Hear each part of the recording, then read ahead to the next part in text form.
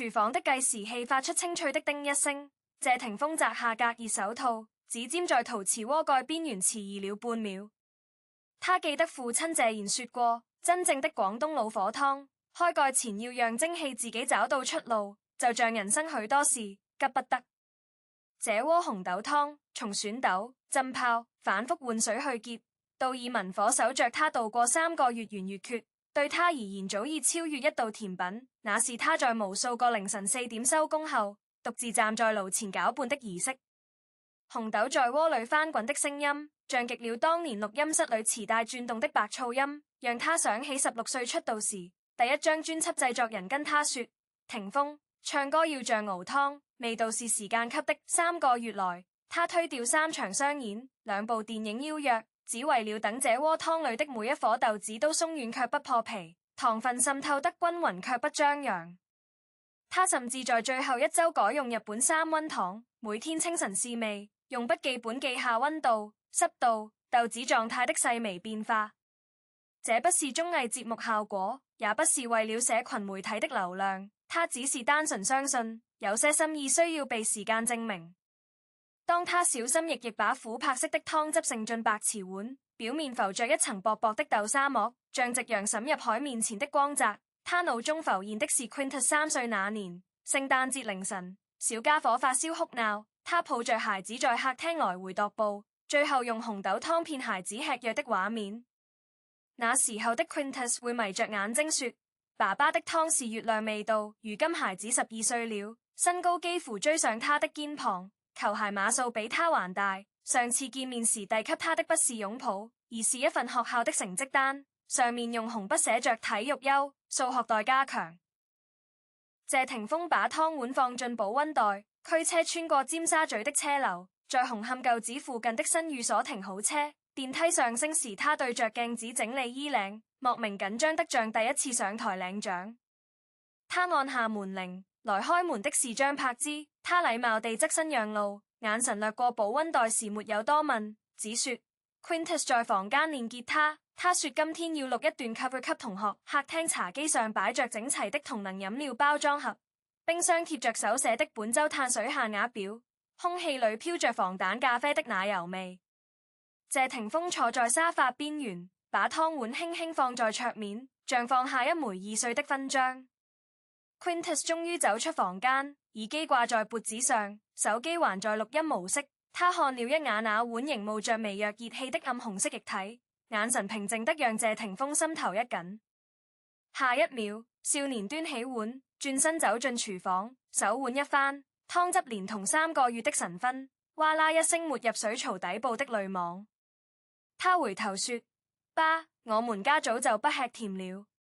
教練說精製糖會讓反應速度慢0.3秒。我下個月要選拔賽。然後他把空碗放回桌面，補了一句：不過謝謝你。聞起來還挺香的。謝霆鋒盯着碗底殘留的一圈糖漬，突然想起自己19歲那年，把父親買的勞力士手錶丟進維多利亞港，只因為不想被定義為謝賢的兒子。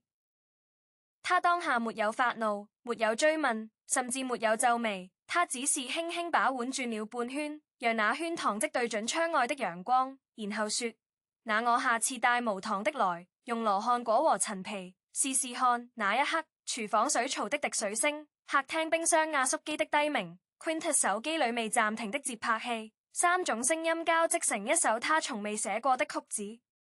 那碗被倒掉的紅豆湯，若放在10年前，足以引爆一場媒體狂歡。娛樂版頭條會寫霆鋒愛心被當垃圾，親子專家會登上談話節目分析單親家庭的情感錯位。社群平台上百萬網友會站隊表態，有人痛斥 Quintus 不知感恩，有人讚賞新世代飲食覺醒，甚至會有人挖出謝霆鋒10年前受訪時說過：我做菜是為了留住重要的人，拿來對比他如今連兒子的胃都留不住的困境。但事實上，當天現場沒有第三者，沒有直播鏡頭，沒有經紀人在場打圓場。謝霆鋒事後在私人聊天群組裏只發了一句：豆子熬太久會失去本身的豆香，人也一樣，過度詮釋反而失真。而張柏芝隔天在接送孩子上學的路上被狗仔堵住，他也只微笑回應：冰箱還有半鍋，我晚上熱來喝，別浪費。這句話後來被解讀為前妻的溫柔反擊，但他其實只是純粹覺得那鍋湯倒掉確實可惜。他比任何人都清楚謝霆鋒的廚藝不是公關包裝，因為他吃過他10年前在離婚官司期間偷偷送到門口的潤肺雪梨湯，那時候他連保溫袋都忘記蓋緊，湯灑了後再一整片，但他還是按了門鈴就跑。這些細節媒體不會寫，觀眾不想聽，因為太瑣碎、太日常、太不符合世紀復合父子決裂舊情綿綿的戲劇腳本。有趣的是，Quintus 倒湯的動作在網路上被剪成各種迷因，有人配上斷捨離最高境界 AI 時代人類情感退化實錄等字幕，短影音播放量3天內突破2000萬。但沒有人注意到，那個少年在轉身之前，手指在碗緣多停留了0點幾秒，那是他從小養成的習慣。小時候爸爸端熱湯給他，他總會用指腹試探溫度，因為被燙過一次就記得了。那個瞬間的猶豫被解讀成冷漠的人看不見，被期待衝突的人自動忽略。謝霆鋒當然可以選擇把這段經歷包裝成下一首歌曲的靈感，或是下一季美食節目的煽情橋段，但他沒有。他在隔周的線上音樂會裏只淡淡說了一句：今天不唱情歌，唱一首關於時間的。他叫紅豆不會問，歌詞裏沒有半個字提到父子、甜湯、垃圾桶，只有沸騰過的終究會安靜斜線，安靜過的未必是冰冷。這種克制反而讓更多聽眾在留言區寫下自己的故事。有人說自己煮了10年飯，孩子出國前只說媽，你的菜太油。有人說父親臨終前想吃一口豆沙包，他跑遍全城買到，父親卻已無法吞咽。那些眼淚是真實的，那些遺憾是共通的，而那碗被倒掉的湯，意外成了千萬個家庭餐桌上的隱喻。如果我們願意把鏡頭拉遠，會看見這整件事根本不只是甜 vs 無糖的飲食戰爭，而是兩個世代對愛的表達形式的認知斷層。謝霆鋒成長於香港娛樂圈最講究人情味的年代，那時候的愛是煲湯，是等門，是默默記住對方愛吃什麼。他師承的廚藝精神，本質上是一種時間的饋贈，相信投入的時數能轉化為情感的重量。但 Quintus 這一代，從有記憶以來就活在效率至上的數位生態裏，他們對健康的定義來自運動手環的數據、營養師的 podcast。同柴之間的身體焦慮，對他們而言，甜不是罪惡，而是干擾。就像老一輩覺得吃飽是幸福，年輕一代覺得吃對才是自由。謝霆鋒3個月的等待，在 Quintus 的價值坐標裏，不是浪費，而是不相容的檔案格式。你給我一個 MOV，我只有 MP4 播放器，不是不尊重你的創作，是我們根本使用不同的作業系統。更深入看 ，Quintus 倒湯的動作其實帶着一種青少年特有的儀式性切割。他必須透過否定父親的語言來建立自己的語言。這就像謝霆鋒當年襲擊他，不代表恨音樂，只是恨那個被貼上偶像標籤的自己。父子之間的張力從來不是誰對誰錯，而是兩個都在尋找自我的男性，恰好處在彼此最尖銳的人生階段。謝霆鋒42歲，正是開始回望過去的年紀，他會忍不住重現自己童年渴望的溫暖場景。他父親謝賢忙於拍戲，從未為他熬過一碗湯，所以他發誓要做個會在廚房等孩子的爸爸。而 Quintus 12歲，正是急於逃離所有被定義的年紀，他不要爸爸的湯，因為那碗湯象徵的是謝霆鋒的兒子這個標籤。他需要的是未來有一天，他主動開口說爸，我想學你煮的東西，而不是被動接收一份包裝精美的父愛包裹。這種權力翻轉，在親密關係裏必然伴隨着殘忍的過場，因為青少年唯一能使用的武器，就是對曾經最渴望的東西表現得毫不在意。當年謝霆鋒把名標丟進海裏，父親謝賢沒有責罵，只是隔天默默買了一支同款放在他床頭，附上紙條，丟了這支，還有下一支，但時間丟了就沒了。如今謝霆鋒面對被倒掉的湯，他給出的回應是下次帶無糖的來。這句話的潛台詞是我不會因為你的拒絕而停止關心，但我願意學習你的語言。這其實是比任何溫情喊話都更成熟的父愛，因為真正的給予是容許對方有不需要的權利。從社會學角度來看，這場紅豆湯事件之所以引發廣泛共鳴，正是因為它精準踩中了當代家庭關係的三大痛點：飲食習慣如何成為身份認同的戰場，數位原住民如何解構傳統的情感符號，以及離異家庭中非監護方如何試圖用物質載體填補時間空缺。謝霆鋒身為公眾人物，他的每一次付出都被放大檢視，但同時也提供了絕佳的觀察樣本。當一個父親用3個月熬湯，這個行為本身已經不是做菜，而是展演式的彌補。心理學上有所謂補償性親職，指的是非主要照顧者常透過誇張的、密集的、一次性的大量付出，來試圖濃縮缺失的日常陪伴。但問題在於，被照顧者接收到的不是3個月的思念，而是一碗壓力。Quintus 的反應，某種程度上是健康的防衛機制。他拒絕的不是父親，而是拒絕成為父親情感劇本裡的被動角色。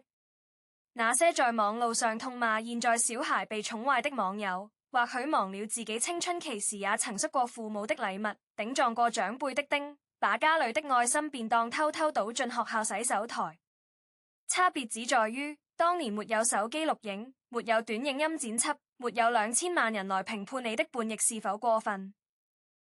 我們習慣把公眾人物的家庭互動當成道德教材來閱讀，卻忽略了親子關係最私密的本質。它從來就不該是一場公開展演，更不該用感恩指數或順從程度來打分數。謝霆鋒事後沒有受訪，沒有發文，沒有透過任何管道還原真相，這本身就是最值得尊敬的回應。他選擇讓那碗湯的消失只停留在那個廚房的下午，就像他當年丟掉手錶後，從未對媒體解釋過動機。這種沉默，在現今什麼都要表態的時代，反而成了一種稀缺的智慧。因為有些事說清楚了就變輕了，不說反而保有它應有的重量。我們再把焦點轉回那鍋湯的製作過程，或許能更理解謝霆鋒的執念與放下。3個月前他開始籌備時，正值香港雨季，空氣濕度讓紅豆容易發霉。他為此買了除濕機，專門放在儲物櫃。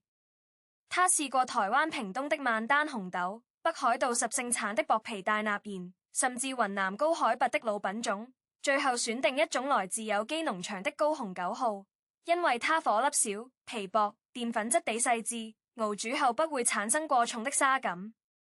他每天清晨6點起床換水，據說這樣可以去除豆類特有的生味，但真正的原因是他習慣在那個時段思考編曲紅豆在冷水裡慢慢舒展的畫面，和他最近一首未發表作品的前奏動機節奏驚人地相似。他不用壓力鍋，因為他相信被強迫的軟爛不會有靈魂；不加鹼水，因為他痛恨任何偷吃步的化學捷徑。糖分3次下，第一次在煮沸後讓豆子吸收甜味基底，第二次在中段調整酸鹼平衡，第三次在關火前5分鐘提味。這套工序是他向一位日本和果子師傅學的，對方80歲了仍堅持用手工篩網過濾豆沙，說機器會把豆子的記憶打碎。謝霆鋒把這些細節寫滿一本 Moleskine 筆記本，甚至標注了每次試吃時的天氣、心情、搭配的茶飲。他原本打算把這鍋湯當作 Quintus 小學畢業的禮物之一，但因為疫情延誤了行程，畢業典禮改成線上，他錯過了，湯也就繼續熬着，從畢業禮物變成遲到的祝福，再從祝福變成一個父親的自我證明。當他端着湯走進前妻家的那一刻，他心裡其實已經知道，這碗湯的使命可能不是被喝掉，而是被看見。看見他願意花3個月做一件看似無用的事，而 Quintus 的倒湯恰恰完成了這個使命的最終章。他看見了，但他選擇不收下。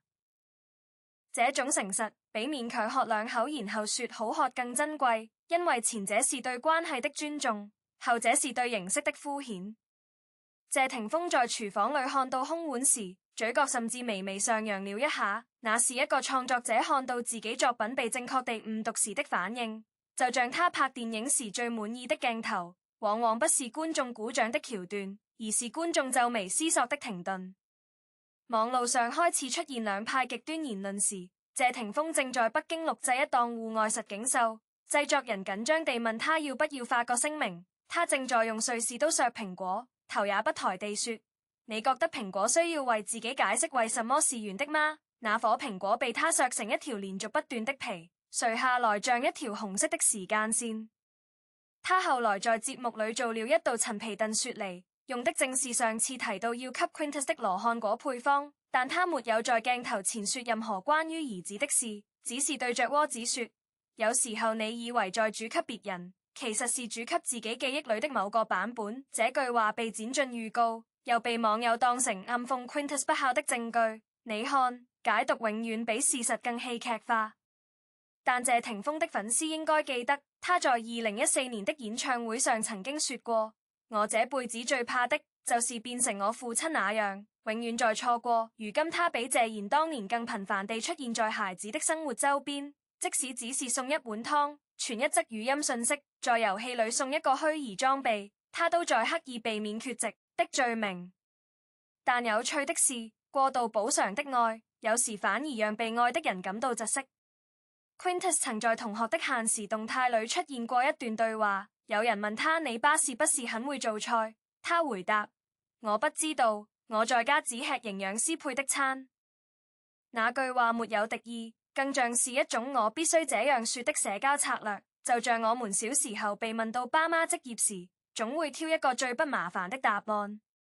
少年需要的是普通的爸爸，而不是會熬3個月湯的神話父親。